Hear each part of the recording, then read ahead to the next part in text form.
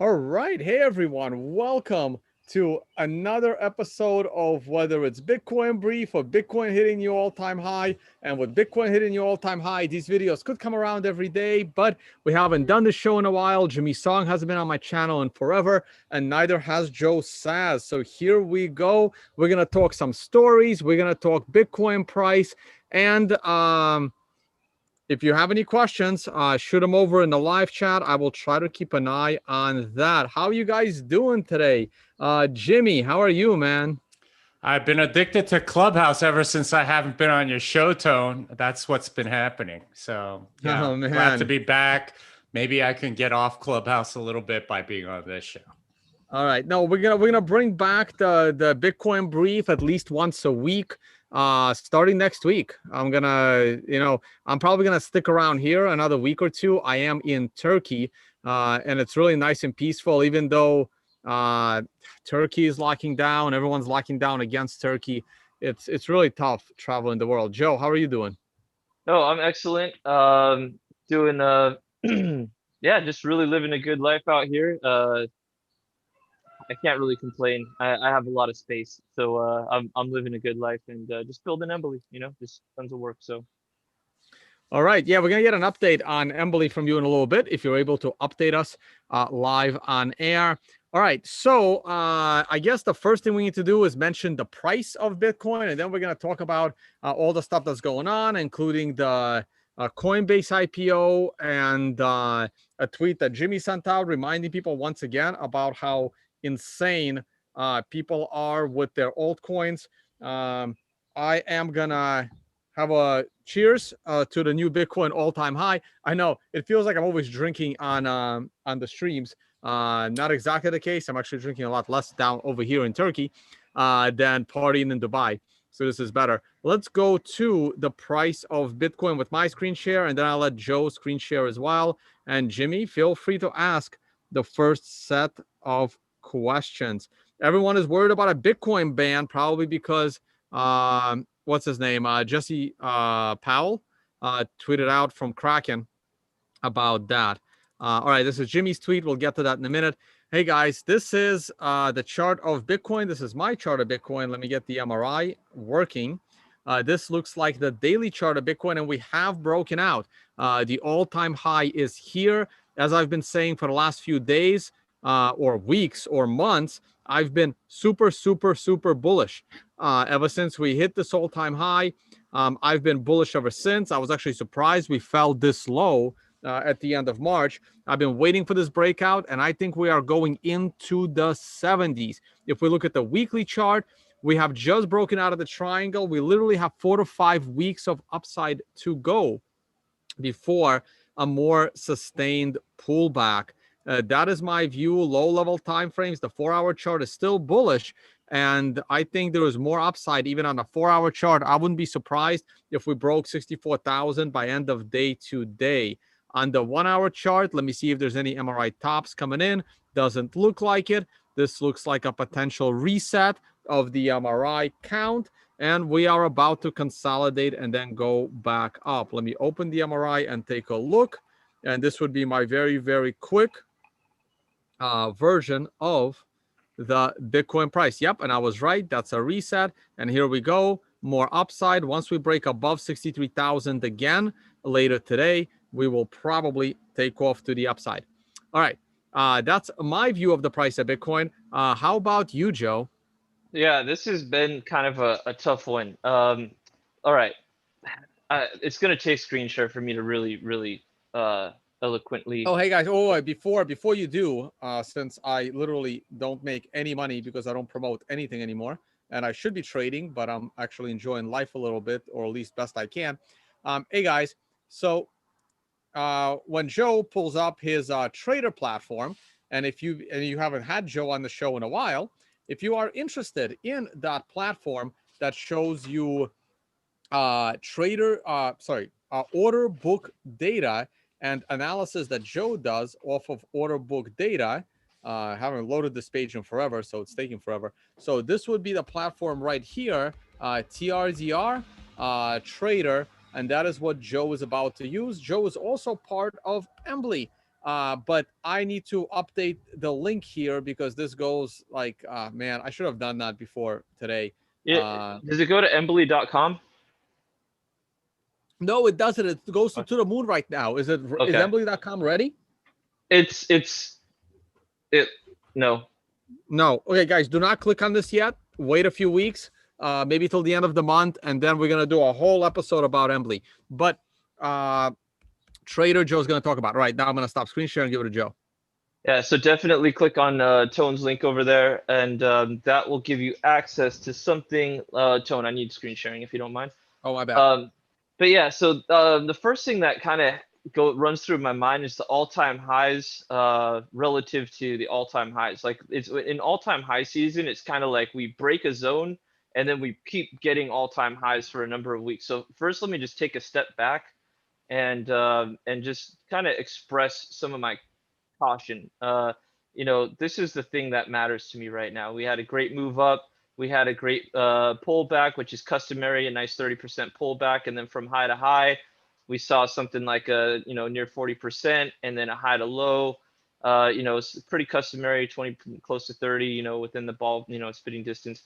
Now our second high was only 6% higher. We had a pretty decent pullback, still higher lows, but there's still a lot of resistance up here. And that's going to be, visible to me in the order book. It was for a very long time, sellers were stacking the heck out of the book.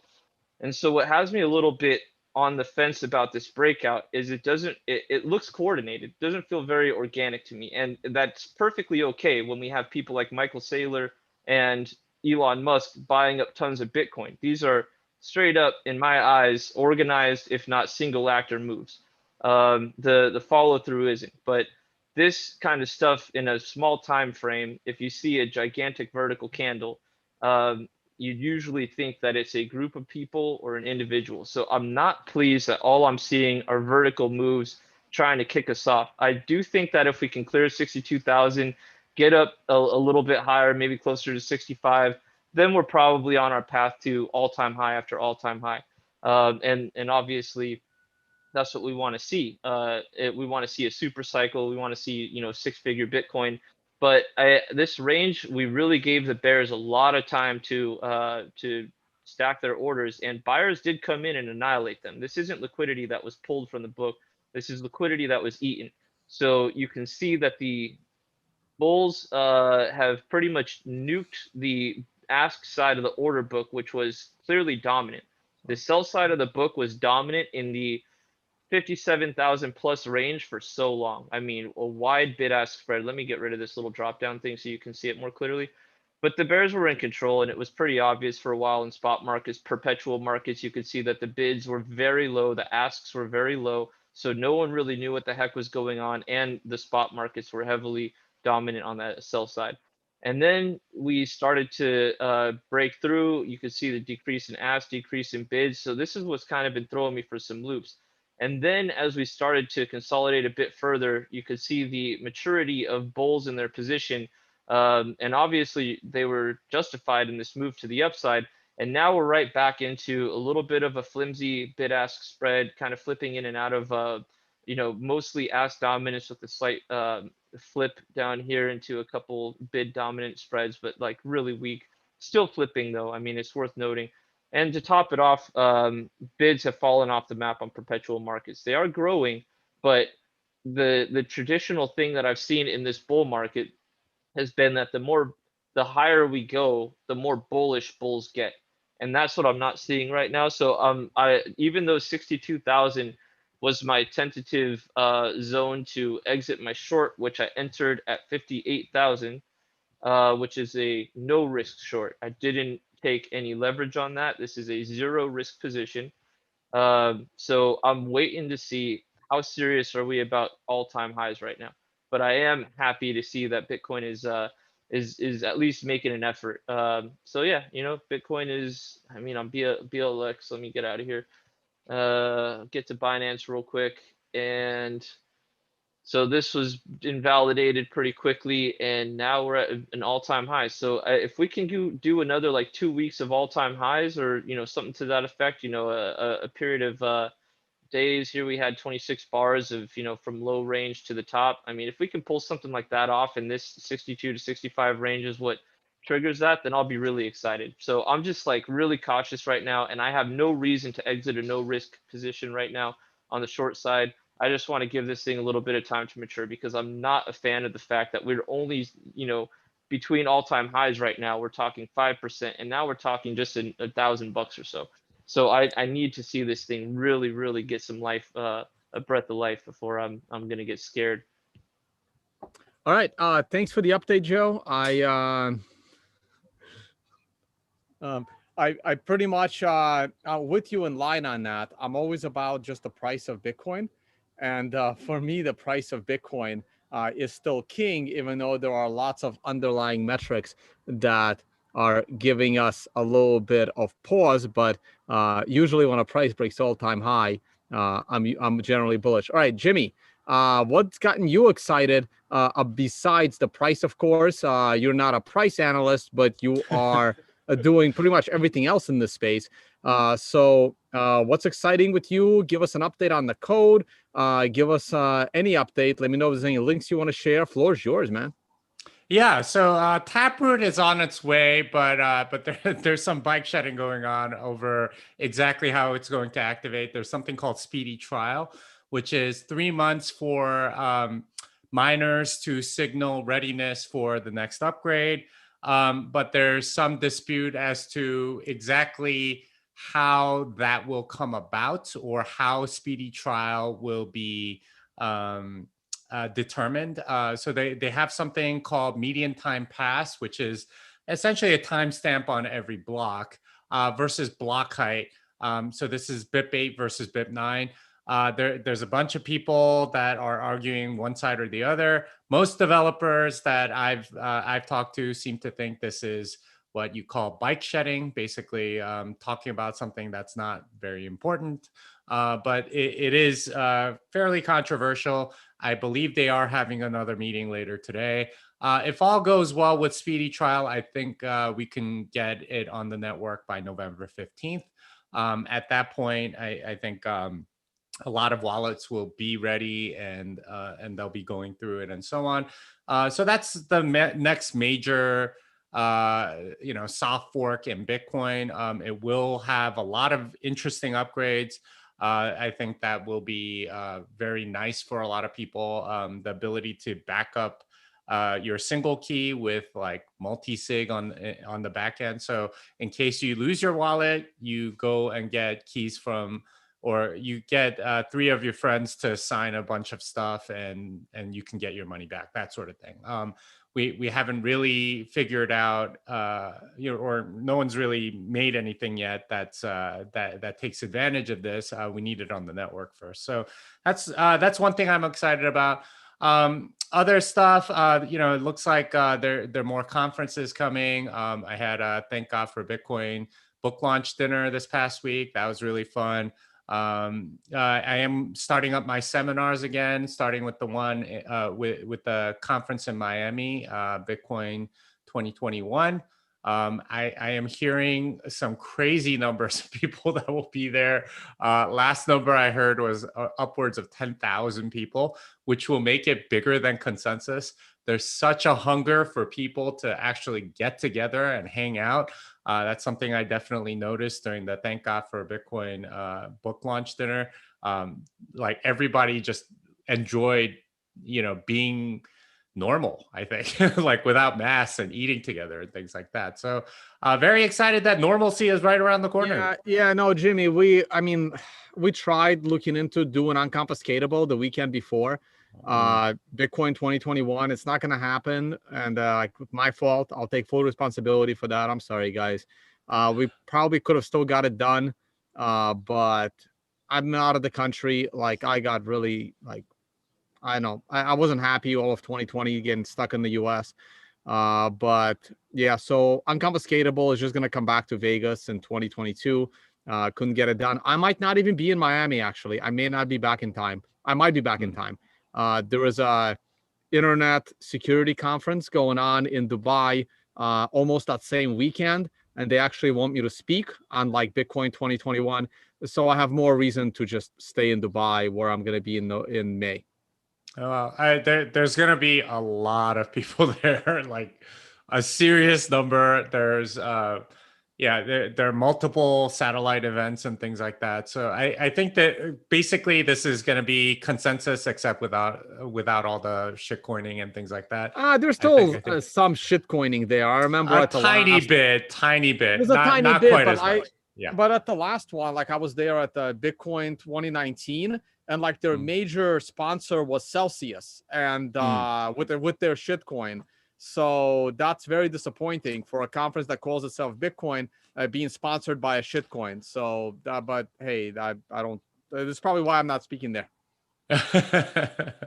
Well, it's going to be fun. So I'm pretty excited about that. That's going to happen in June. And I believe, Tone, that you're going to be at the conference that Ugly's putting together in Mexico. Yeah, I'll be there, and then I am going to be putting together a conference in Turkey 2 weeks later. So What? yeah, September 4th. I haven't really officially announced it yet. We're still negotiating the name of the domain, and we're still making a logo. And it's going to be, I don't want to talk too much about it. I mean, you will be more than welcome to come out to Turkey if you like, Jimmy. But like, I know it's Turkey. a big hassle. But it's going to be an educational one. It'll be like basic education on how to set up wallets and use the basics of Bitcoin, and also how like the basics of trading. So this event is going to be like a 2-track event for basic usage of Bitcoin and basic trading of Bitcoin. So we're not going to be teaching people how to set up nodes, but we are going to be teaching people how to protect their private keys and how to make transactions, and probably how to set up Lightning wallets and how to use Lightning transactions. So it's kind of like a gateway introductory usage of Bitcoin, because we do advanced usage of Bitcoin at Understanding Bitcoin in Malta, just like we do advanced Bitcoin trading at the Financial Summit. So this is like the basic trading of Bitcoin. There'll be 2 tracks. They're not going to overlap. There's just one giant conference room that's going to be utilized from like 9 a.m. to like 8 p.m. And then half of that time is being spent teaching how to use Bitcoin, half that time being used teaching how to trade. If you're interested in both tracks, you're just going to have a miserable time sitting in the conference room for 9 to 12 hours. But otherwise, you pick one track and you stick with it. Yeah, the last thing that I'm really excited about is Sphinx Chat. If you haven't seen this app, it is awesome. I'm sure you guys are aware that Signal is launching an altcoin, so you shouldn't be using Signal anymore. Whoa! How did this news slip through my shitcoin filter? Okay, yeah, let me give you the link, because basically they're launching a token. Matt Corallo expressed significant disappointment. I believe he was a contributor to Signal as well, but I put it in the chat just now.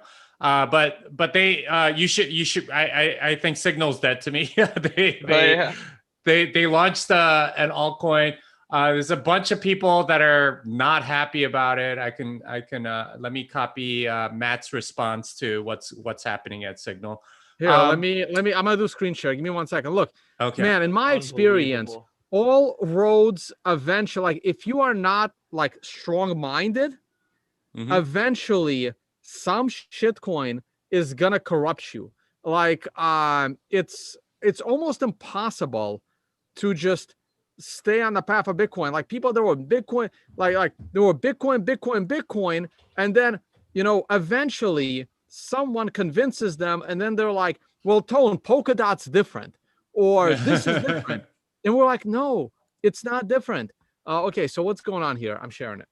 All right, so let's. So that is their blog post talking about how they need a mobile coin (MOB), and how it's going to be private. It's apparently closed source and all sorts of other things. It's horrible. Like basically, the Signal is no longer really like. I guess they're having trouble raising money or something like that they feel the need to create this token. But that's the direction that they're going. You can see Matt Corallo's response. I put it in the chat as well. Oh wait, that means I skipped a link. Hold on. Yeah, it's there. It is. Signal sold out their user base. Yeah.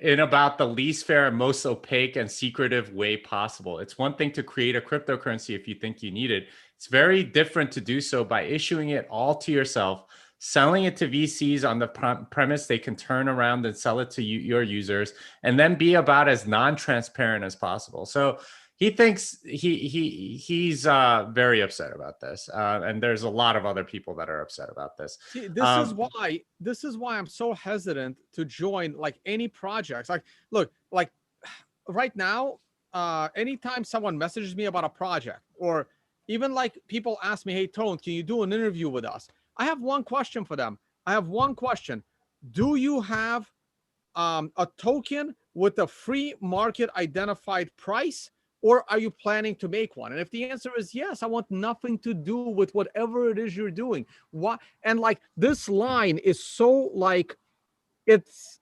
verifiable, right? Like I just have a very strict line. If you do not have a shitcoin, I will listen to your project. But if you have a shitcoin, like I'm just not interested at all. And I don't understand why it's so difficult for people to understand this very hard line in the sand. I don't know if you have the same problem, Jimmy. I mean, oftentimes I'll go on and tell them that their altcoin is stupid, but that's I totally understand. But that said, there is a new project that's out that I am really excited about, and that's the other link that I sent you, Sphinx Chat. Right, the Sphinx Chat. So before we go to the Sphinx Chat, so here we go. I used to tweet this out all the time, but this is Jimmy's. He calculated the returns of your top 10 coins 4 years ago and how they performed against Bitcoin. Because right now, everyone is tagging me in this nonsense how Bitcoin dominance is dropping. I mean, people are just stupid. No one learns anything in this space. And all of your shit coins will drop 90% against Bitcoin in the next 4 years. Okay, Sphinx Chat. So I joined their Telegram group like a year ago, but I still haven't installed Sphinx Chat, but I really need to. It's chat over the Lightning Network, correct? Yeah. The nice thing now is that they will host a Lightning node for you for like $3 a month or something like that, and you can do Sphinx Chat.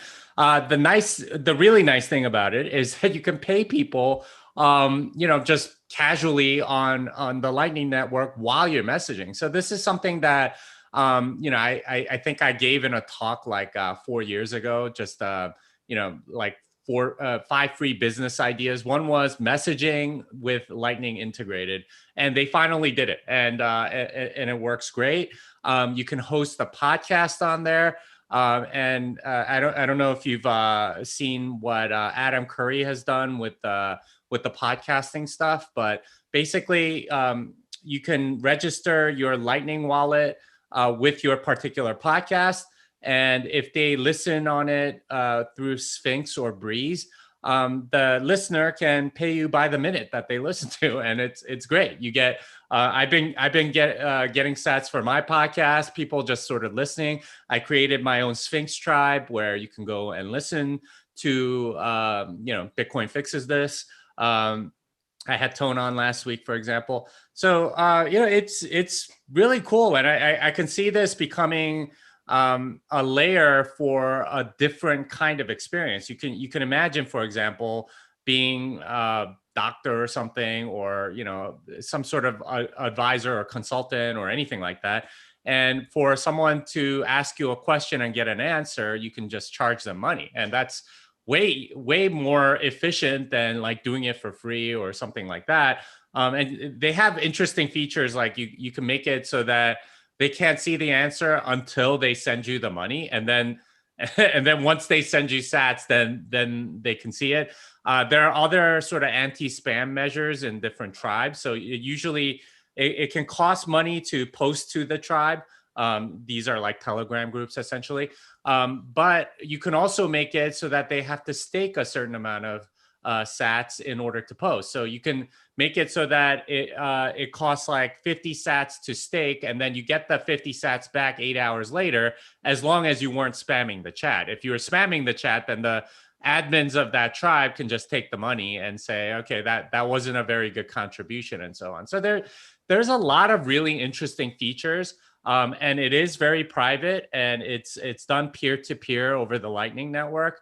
And I believe that this is going to be the new way in which a lot of Bitcoiners will be chatting. I'm certainly liking it, and I love the fact that you can, there's no third party that's in control of everything, can censor or whatever. It's just straight peer-to-peer. All right. Thanks for that update, Jimmy. And the live chat is doing well. We have a lot of people watching. We have over 1,000. Well, we have all-time highs, Tone. We're gonna get a ton of people watching. I know. Yeah. Hey, speaking of Bitcoin fixes this, I tweeted out Bitcoin fixes this because this is a line of people in Myanmar trying to get their money out of an ATM machine. Not even all their money, probably enough money to buy food for the next week. Which probably only costs about $10 worth of money to buy enough food to feed a family for a week in Myanmar, and they're unable to get the money from their banking system. And this is exactly what Bitcoin fixes. And while this is what Bitcoin fixes, this is what the government is going to attack. I'm actually a little concerned with Bitcoin going up in price this fast, because it will really, when the government fiat system collapses, because they continue to keep the economy shut down. It's so sad that countries are locking down even more now than a year ago, after they've, injected these experimental, they're not even vaccines. It's literally just experimental freaking DNA altering drugs into your system that do nothing to stop the spread of COVID, that do nothing to stop you from catching COVID. And even after injecting all of them, Australia just tweeted out, even if 100% of everyone in the country has been vaccinated, they are still not going to open the country. And people think that Australia is some kind of paradise right now. They're insane. They're brainwashed. But anyway, this is what Bitcoin is fixing, the fact that the fiat system is collapsing. And the fiat system is collapsing because governments are stupid in shutting down the economies for COVID. And you know who they're going to blame? They're going to blame us. They're going to blame the evil Bitcoiners that got rich off the pandemic. So your thoughts on this entire insanity? Yeah, Myanmar is one of those countries that's highly authoritarian. They use the monetary system in order to suppress the opposition and so on. They'll just sort of terminate and freeze their bank accounts or whatever, oftentimes seizing the money that's in them. And you can, they have all sorts of weird rules in there. I think it's very hard, for example, to get a new car in Myanmar. It's only like the ruling elite that get to get it and so on. So this level of insanity does not surprise me at all. But because they're probably experiencing some early stages of hyperinflation. And this is kind of what happens. Everyone wants to get the money out so they can go and spend it on goods and services. So they're not holding stupid currency that's depreciating every day. So it's a sad situation, and I wouldn't be surprised if similar things are happening all over the world. I will guess that more of this will be happening over the next 12 months. We haven't talked about this yet, but like raw material prices are going through the roof right now. If you've been paying attention to what's going on with like lumber, copper, look, I built aluminum, all this. plastics, just everything is going up in computer chips. Everything's going up in price. We're going to see it in the consumer realm in the next 6 to 12 months because it takes some time for it to move up the supply chain. But there's shortages and a lot of different things. Bullets. It's like the perfect storm for inflation to absolutely go bonkers. Hey, Jimmy, have you seen this tweet that I sent out like 2 weeks ago? I vaguely remember you posting it. I don't know if I watched the video though. You got to listen to this guy. Hold on. Let me see if I can play the audio for you. Let me know if you can hear it when I play it. Hold on. I think you have to. Let me. I turn on the audio. Let me see if it works. Let me know if you hear it. Nope. No. Wait. Let me. Real quick. Nope, not that. There's like an enable sound thing. Yeah, I thought I enabled it, but It's in your top in the dot dot dot when you're in screen share. There's that little like bar that you have at the top of your screen, and then there's like some like. no. Damn. I mean, my computer is set to. Maybe I can try this. Our analysis on There we go. Okay, let me know if you can hear this. You I gotta can listen hear to it. this guy. You hear it? Oh, you gotta listen to this guy.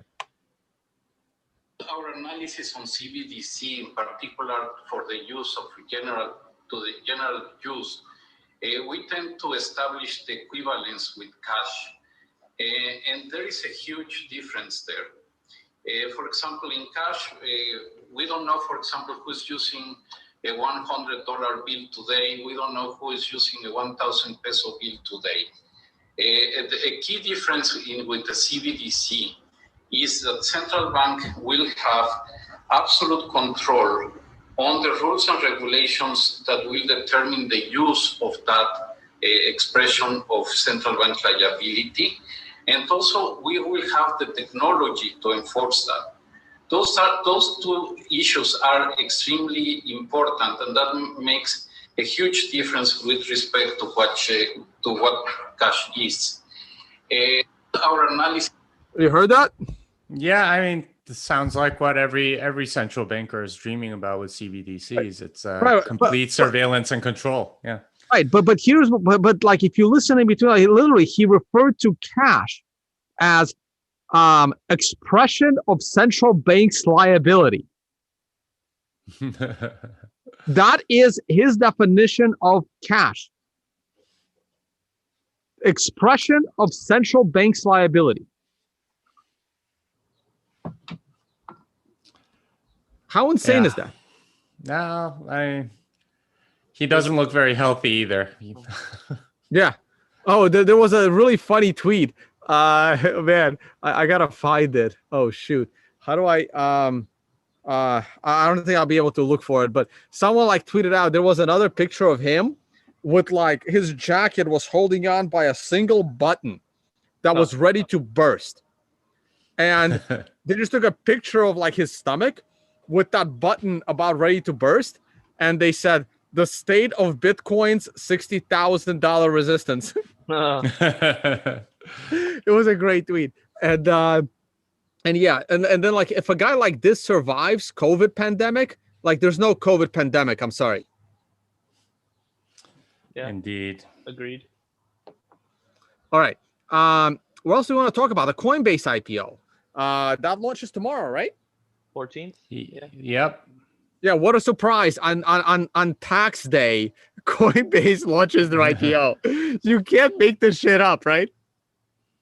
Yeah, well, tax day is delayed to May 15th this year, but sure. Technically, but they didn't know that at the time, right? I don't know. The Coinbase is doing very well, obviously, and the numbers I'm hearing about, like their direct listing, it's going to go to like 200 billion or something like that. That would make them bigger than Goldman Sachs, which is absolute insanity, given that they have very little in Bitcoin treasury. So really, they're just getting priced like everything else in the market. Yeah, they're going to be overpriced. And it's absolute insanity because like here's how I mean, there's a reason why Brian Armstrong has had me blocked on Twitter for like half a decade now. And basically, here's how, for those of you that are new to this channel, here's how I describe Brian Armstrong. Imagine a CEO like Jeff Bezos who hates online shopping. That is basically Brian Armstrong, but he hates Bitcoin. He wishes Bitcoin never existed. And here he is on the one of the biggest IPOs, launching with God knows what kind of valuation. And the guy hates Bitcoin, hates everything Bitcoin stands for, and wants a centralized currency like PayPal that he wants to control. The guy is a complete evil person in the crypto space, and this is probably why he has me blocked for years now. Well, so I've been thinking about the Coinbase IPO. I actually think it might be really good for Bitcoin because there's a bunch of investors that put a lot of money into Coinbase, and despite it going to have like a $200 billion valuation or whatever, they no matter when they got in on Coinbase, they still did worse than they would have if they just kept it in Bitcoin. So I think actually, I'm sorry, Jimmy. I heard it was the other way around. No. I heard vast majority of the investors.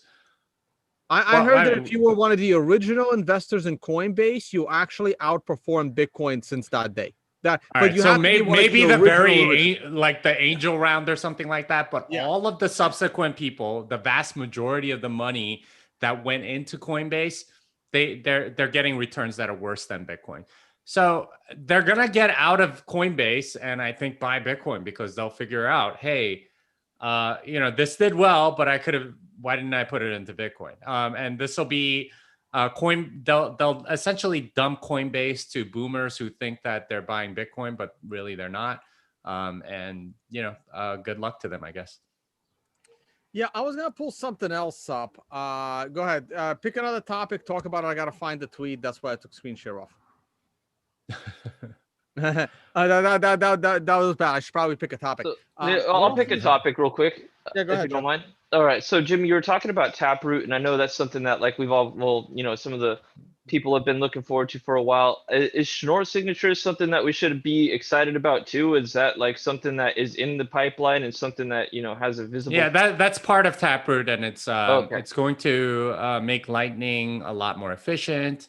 It'll allow for multi-sig that looks like single sig on chain, things like that. So it's really a very good thing for privacy and so on.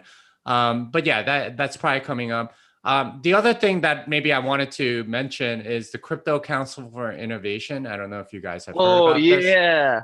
But Coinbase is a part of that, as is Square and Fidelity. Not happy with the name, and I'm sort of withholding I'm sorry, I missed something. I'm judgment. sorry, Jimmy. Part of what? The Crypto. I just put the link in the chat. CCI. Crypto Council. Okay, great. So we're going back to screen share because that's exactly what I was going to talk about, but I don't know what the hell CCI is. But hold on. Let me go back to screen share real quick. I'm going to pull up your link as well, but this is exactly what I was looking for because there was this thread by Beautyon, who I really like, and Xander, who's a pretty good friend of mine, and they were going nuts over the whole CCI thing. So what the hell is going on here? Because once again, Brian Armstrong and the other like despicable people with Bitcoin. Well, it's just Brian Armstrong though, because the other players on it are Square and Fidelity, who have been pretty good players for the most part. I think Paradigm's the other one, but I don't know much about them.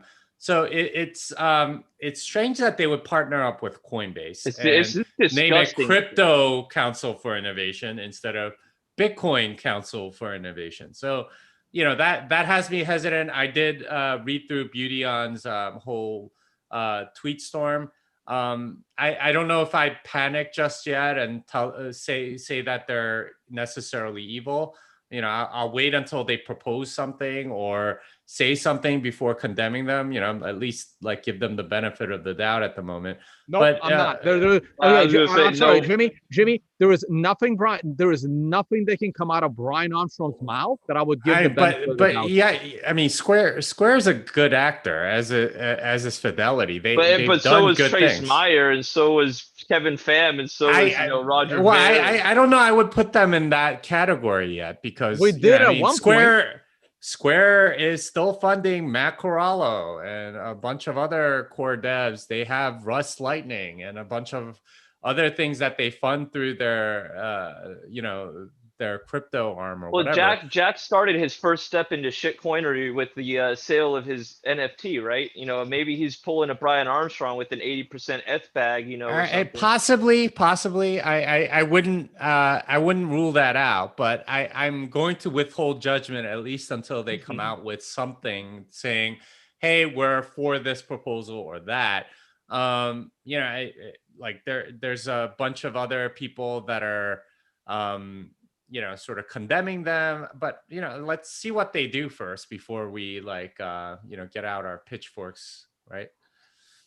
Yeah, but even so, there's nothing good that can come out of it. Like that's one of the few things. Like I remember when Giacomo Zucco and who we were hoping would join the show, but he couldn't make it today, and Elena and a few other people came out with the B Foundation. Rodolfo NVK went nuts saying that if there even is a Bitcoin organization, no matter how good the players are, even if you, Jimmy, myself, Giacomo, like Adam Back, and like maybe 10 of the next people that are most hated shitcoin minimalists in the world, even if we came out with an organization to speak for Bitcoin innovation, it would be bad. I mean, I don't know if that's necessarily what they're doing. I mean, it seems more like a lobbying group, like a la Coin Center or something like that. But I don't know. Like that's not necessarily a bad thing. I don't like that Coin Center is defending Ethereum and stuff like that. But well, you know, again, that's the problem, right? Yeah. This is why I'm not a fan of Coin Center, because like they could be defending Ripple for all we know, because like I'm sorry, like our views are not aligned. This is like when some person in crypto does something stupid and somehow we all need to support them because the government went after them. I'm like, no, you're the reason why Bitcoin is being demonized. It's like when I sent this tweet earlier today here, that's Bitcoin fixes this tweet, right? And like these are the people that really, really bother me. So I send out that tweet that Bitcoin fixes the, you know, the money problems in Myanmar. And then, of course, some anonymous troll with the Monero logo, because he's too scared to actually, you know, put his name on there, says, Bitcoin in a country where army shoots its own people in broad daylight is the last thing we need. Maybe XMR or whatever the hell this scam is. Fucking pirate coin? What the fuck is that? I don't know. But clearly,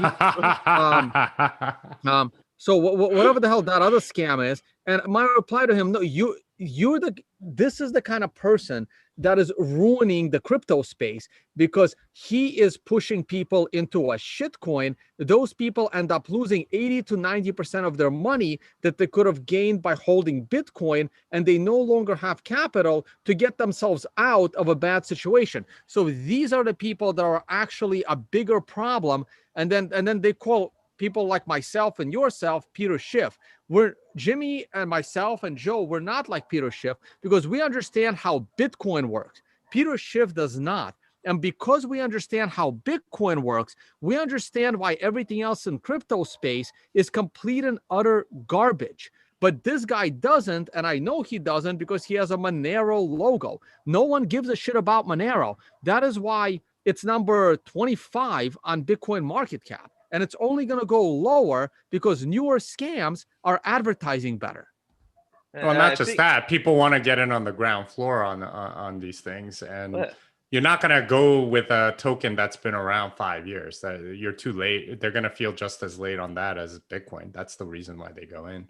But back to your point, Tone, Jimmy did the analysis on this just in your tweet that we were talking about a bit ago about how relative to Bitcoin, a ton of these shitcoins are like negative 70, 80, 90% still. And XRP would probably be negative 90 if it wasn't for some, you know, pumps, you know, post SEC filing or whatever pumps. But I mean, it's just like a complete madhouse out there. And then you have, you know, everything relative to Bitcoin in complete shambles.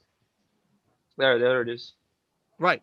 Like to me right now, Bitcoin is probably the safest asset in the world for the next decade.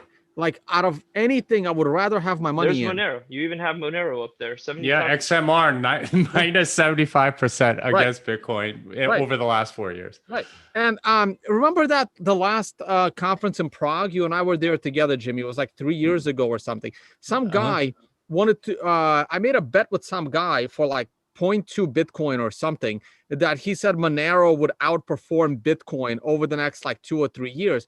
And I hate making these bets with like people that I don't know, because then I don't follow up with them. So some guy out there owes me 0.2 Bitcoin because he was so convinced that Monero was going to outperform Bitcoin. So there you go. There's a bet that I know I won and I'll never collect on because I have no idea who that person was. Yeah, you need to do a DLC on these things, and that's something that's coming to Bitcoin. That's pretty exciting as well. Yeah, you and I,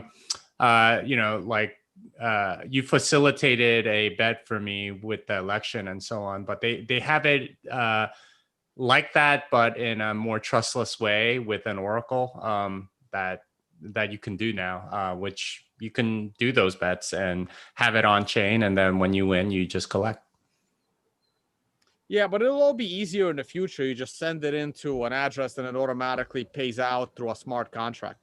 Yeah, they have that on Bitcoin. So a smart contract on Bitcoin that's written by adults, that's not actually going to work. Yeah. But yeah, it's kind of crazy what people don't even remember Golan or Augur, but they were up in the top 10. I got to get my I have a spreadsheet somewhere where I documented every single altcoin since 2013 and how high it made it up the list of in Bitcoin market cap. Like Aurora coin was number 2 at one point. Who remembers Paycoin? It was number 3 at one point. BitConnect made it to number 6. Yeah, crazy. All right, hey, let's talk about the mempool a little bit. Yeah, it looks like we're at about 73 sats per byte. The mempool hasn't cleared this year, so you're not going to get 1 sat per byte transactions in ever. I don't think. What we're seeing is just people putting in a lot of consolidation transactions. So there's like a large group of 5 sat per byte, 4 sat per byte, 3 sat per byte. And the mempool's got like 100 megabytes of transactions in there. Good news is you can still get in. You just have to pay a little bit more, 5, 6, 7 sats per byte. And those sats are worth more because Bitcoin's gone up in price, so it does feel a little bit more expensive. But in Bitcoin terms, it's not that much more than what we were paying last year and so on. It's just that more people are taking advantage of the consolidation that they can do and so on. Yeah, so we're getting to a point where next month I have to learn how to use Lightning because I'm not happy paying some of these fees anymore. And while I've always been, I don't need to learn Lightning. Yeah, that's not necessary. It's starting to get necessary. Well, so Sphinx is great for that. The nice thing is you can just pay people like very quickly using Sphinx because there's already a route for delivering messages. So you use the same route to go pay the same people. And yeah, it's also a chat app at the same time, which is exactly kind of what you want. So I would encourage you to just go with that. You can have it hosted. You can host it yourself or pay them $2 a month. Here's the other thing. Is Sphinx now open to everyone? Because back then it had to be invite only. Yeah, it's invite only still, but I'm sure I can get you one too. Oh no! I think I already had. Thanks for leaving me out of the picture there, Jimmy. Well, if you express, you should get on too. Yeah. I started running a Lightning node back when Pierre Richard first made that article, and I remember it was hell. It wouldn't work. It was crazy. Yeah. It's a lot easier now if you get like MyNode BTC or Umbrel or any of those. They have like one click for everything. So you get it and then you hook it up to the Sphinx chat app, and you can host it yourself instead of paying somebody. But yeah, it works great. There's even like I don't know if you guys have seen, but there's a Telegram Lightning bot, so you can load your account with sats and then pay people using the bot to just like back and forth or click to reveal and also all sorts of other things. So you could post a picture and say, okay, it's going to cost you 50 sats to reveal this picture or something like that. And a lot of people are using that API within Telegram itself. So you're getting a lot of like the Sphinx chat features within Telegram as well. It's going in both directions. All right. Hey guys, I don't want to make the stream too long. We can probably take a look at the price one more time, and then I will have to get going. Let's go back to some of those price charts. And Jimmy, let us. You have first dibs on questions, man. You got any questions for Joe and I? Well, so the breakout looks like it's going to about 80,000. Is that the top that you're seeing for the, let's see, that's the weekly over the next 2 months? How long does it take to get up to that price? Yeah, that's the weekly over the next 2 months, but that's only looking at price action. When you look at volume, when you look at other metrics, you're going to be, concerned. Like, this is the funding rate. And usually when the funding rate is this high, price tends to collapse. But the funding rate usually gets this high when the price gets out of control. Like, here's February 15th, right here. That's probably February 15th when the price got out of control, and then it crashed, pretty severely. The funding rate is indicating that, and other metrics like the MACD is only turning bullish now. The CMF is turning bullish now. Look, there's reasons to be concerned, but I'm all about price action. And to me, price action is saying we're going at least to the low 70s, probably into the 80s before a significant correction. But this upswing is happening on very low volume and very questionable volume. And that's why people are a little confused. And I think the FOMO is going to set in. Like in a week or two, when Bitcoin is pushing 65, everyone's going to be screaming 100K, 100K. And the retail is going to rush in and push it into the 80s very, very quickly. And then the bottom is going to drop out. And then all those people are going to be pissed. And then after we bottom out in probably potentially as low as 40,000, we're going to go into the mid 100s, if not 200,000. Mm-hmm. And that's over the summer then, basically. I think we're going to be pulling back. I think the summer is going to be rough. I think the summer is when we're going to be crashing. And then we're going to start to go up, in the fall. I see. Yeah, trying to time my trades here, like figure out what to do. Look, I'm pretty much all in right now, waiting to exit sometime in a month or two. So, Toad, I have something that I want to take you down memory lane a bit, but I'll need a quick screen share. Sure. I don't even want to bring it up. I want to just show you, and Jimmy actually, because this is something I don't think any of us have. I don't know if you've looked at this for a long time. The gaps. No. Ignore those for now. Bitcoin dominance. This is a weekly. This is a weekly. Yeah. Bitcoin dominance was, high as hell, right? And then right after the all-time high, this is January 8th, 2018, the week of January 8th, 2018, we bottomed out at 38% market cap Bitcoin. Now we're rolling, like, we didn't even get back, we got up to the 70s. And I remember, like, I'm pretty sure we were doing videos when Bitcoin was at 70% market cap, and it was holding strong for a little while.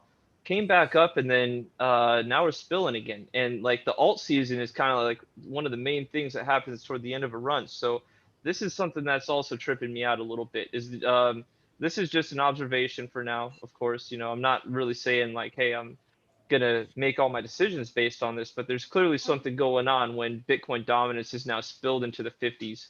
And shitcoin. Yeah, no, I can comment on this. So here's the first thing it tells me.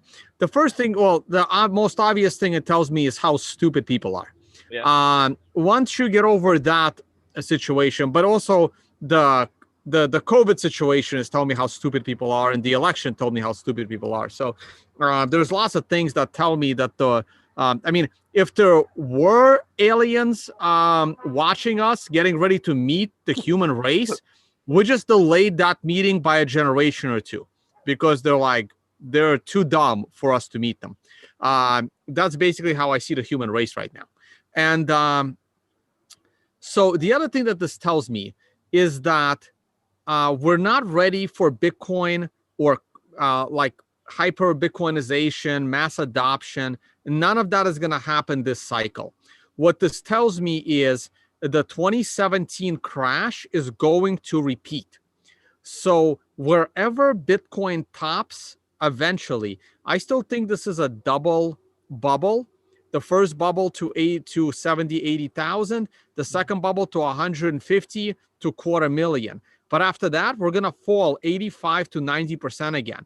And the reason why I know we're going to fall 80 to 90% again is because people are too stupid by buying into the scams and the garbage like, Polkadot, Cardano, whatever the hell, Binance coin, any other complete and utter nonsense. None of those coins need to exist. They have absolutely no reason to exist other than making a small number of early creators of that coin rich.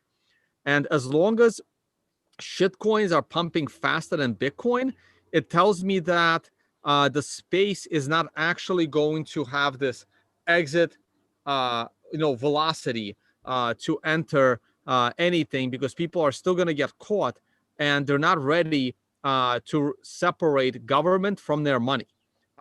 It's just a bunch of nonsense. So that's what I'm preparing for. I'm preparing for another 85% crash in Bitcoin because people are too dumb and they're buying into shit coins instead. I mean, look at NFTs. Like they're selling for freaking millions, and some guy burned a Banksy painting to create an NFT. It's like the stupidity level, between toilet paper stackers and mask wearing, bike riders and in their car driving alone and all this shit. Yeah, it's definitely reaching a boiling point. Right. And what was that first thing you said, Joe? NFT mania. Right, the NFT stuff. So the NFT stuff is really insane. I actually have an example of an NFT that works. But what everyone's doing now, people are paying millions of dollars for a picture of a picture. That's what you're paying for. Yeah, You're paying yeah. you're paying $1 million for someone that took a picture of something and they put it on their server, on their domain, and if they forget to pay the domain bill, there's absolutely no proof that anyone owns the NFT. This is what gets me so mad about NFTs, though, Tone. It's a digital image, digital scarcity as it adheres there's to no an scarcity, image. Joe. Joe, I'm sorry. Equilibrium, price is zero. There's no scarcity. Exactly. There's no scarcity. That's where we agree. We agree. So the equilibrium price is zero. Infinite supply equals. It's like trying to sell grains of sand at the beach. It's the dumbest idea to try to digitize an image and sell it as a unique individual thing. Like Van Gogh, or sorry, whoever painted the Mona Lisa. That's value, right? Like that's value because it's hundreds of years old. It has the breath of the Leonardo da Vinci. Hey, you got it, Leonardo da Vinci. I was gonna see if you remember. Yeah, like that's real value, and even a copy of it is less valuable because it's not the same thing. But just because something has like some ERC20 fucking or whatever 7, I don't know what it is these days, but 721 I think, right? Is it? Yeah, I think it's the goofiest thing for people. All right, so I was gonna end the show, but I want to watch Jimmy shut down my NFT idea. Let's involve the Mona Lisa. Here is the only way I can think of for an NFT to be valuable. So I always forget which museum holds the Mona Lisa. It's the one in France, right? The Louvre, right? The Louvre, yeah. So the Louvre can put their reputation on the line that they would only create 100 digital pictures of the Mona Lisa. So, and it's verifiable by the Louvre. They take a digital picture of the Mona Lisa, and in that digital picture, there is, a key, like a verification key, like a PGP key, like what you do, Jimmy, that this is one of the 100 digital Mona Lisas.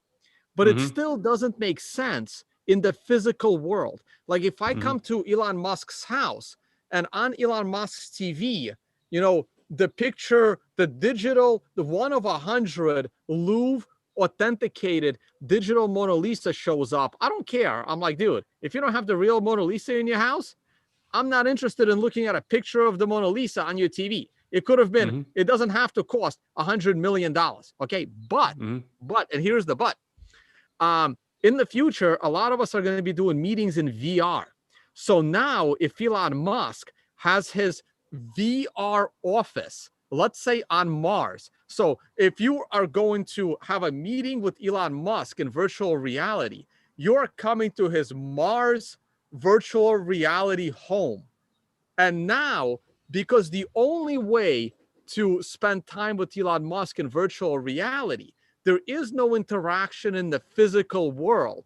And now, every single important person will have their own virtual reality home or office.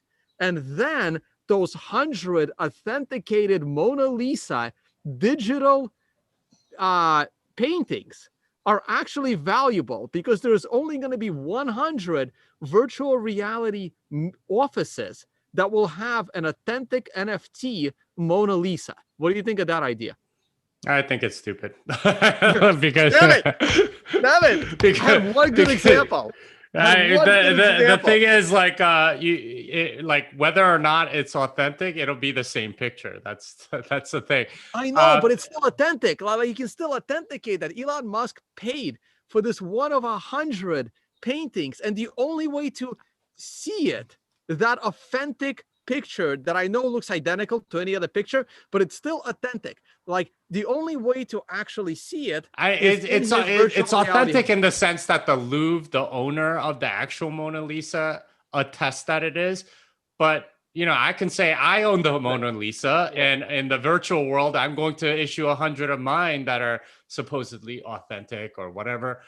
It's an attribute. You can't get around the Oracle problem, and I'm on Google Images, and I can literally just put that in the same exact frame, whether or not it's an NFT and it was validated by, you know, the Louvre. It's still the same painting, the digital image, you know. No, I know it's the same painting, right? But like, again, for someone like Elon Musk, and you know, Elon Musk wants to have a meeting with you, Jimmy, and like you in virtual reality, and he's inviting you to his virtual reality home on Mars, which maybe 1,000 people in the world have ever set foot into his virtual reality. You know, it's like, you know, a big deal. And then you're in his virtual reality home, and on the wall of his virtual reality home is the Mona Lisa from the Louvre. And in your glasses, you know that it is one of 100 digital Mona Lisas, and the Louvre has put their reputation on it that it's one of 100, and Elon Musk paid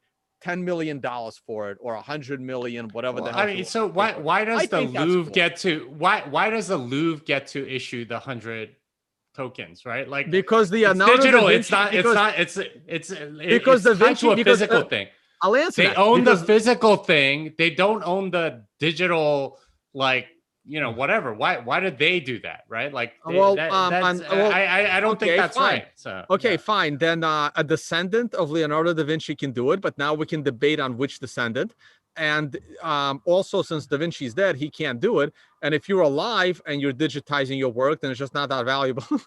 Well, unless you did.